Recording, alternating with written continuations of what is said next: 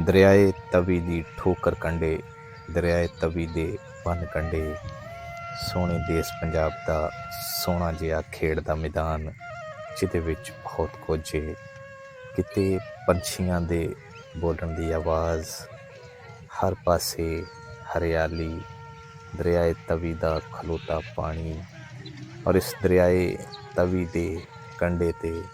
ਲੱਗੇ ਹੋਏ ਉੱਚੇ ਲੰਮੇ ਰੁੱਖ, ਔਰ ਦਰਿਆਏ ਤਵੀ ਦੀ ਠੋਕਰ 'ਤੇ ਬੰਨ੍ਹ 'ਤੇ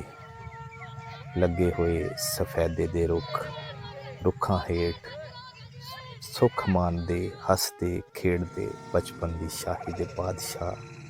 ਸੁੱਕੇ ਨੜਾਂ ਦੀਆਂ ਕਾਨਿਆਂ ਦੀਆਂ ਕਿੱਲੀਆਂ ਬਣਾ ਕੇ, ਗਿੱਲੀ ਮਿੱਟੀ ਵਿੱਚ ਖੋਬ ਕੇ, ਜੱਗ ਦੀਆਂ ਫਿਕਰਾਂ ਤੋਂ ਬੇਫਿਕਰ ਹੋ ਕੇ ਖੇਡਣ ਲੱਗੇ ਨੇ, ਹੱਸਣ ਲੱਗੇ ਨੇ, ਮੌਜਾਂ ਮਾਣਦੇ ਨੇ। ਤੇ ਰੱਬ ਸ਼ਾਲਾ ਇਹ ਸੋਹਣੇ ਦੇਸ਼ ਪੰਜਾਬ ਨੂੰ ਆਬਾਦ ਰੱਖੇ, ਸ਼ਾਦ ਰੱਖੇ। ਸਿੰਗਾਲੀ ਸਿੰਗਾਲੀ ਉਹ ਜੋ ਥੇ ਛੱਕਾ ਤੇਰਾ ਦੂਜੀ ਬਾਹਰ ਕੱਢ ਦੇ ਜਾਜੀ ਦਿਲਾਗਾ ਰਹਿਣ ਦੇ ਦੁਕਾਨ ਪੇ ਜੁਲਾ ਜਾ ਕੇ ਸ਼ਾਵਰਮਾ ਆਣੇ ਜ਼ੋਰ ਨਾਲ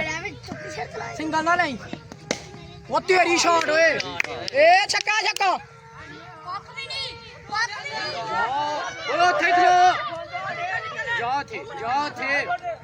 ਓਏ ਹੋ ਗਿਆ ਨਾ ਹੋ ਗਿਆ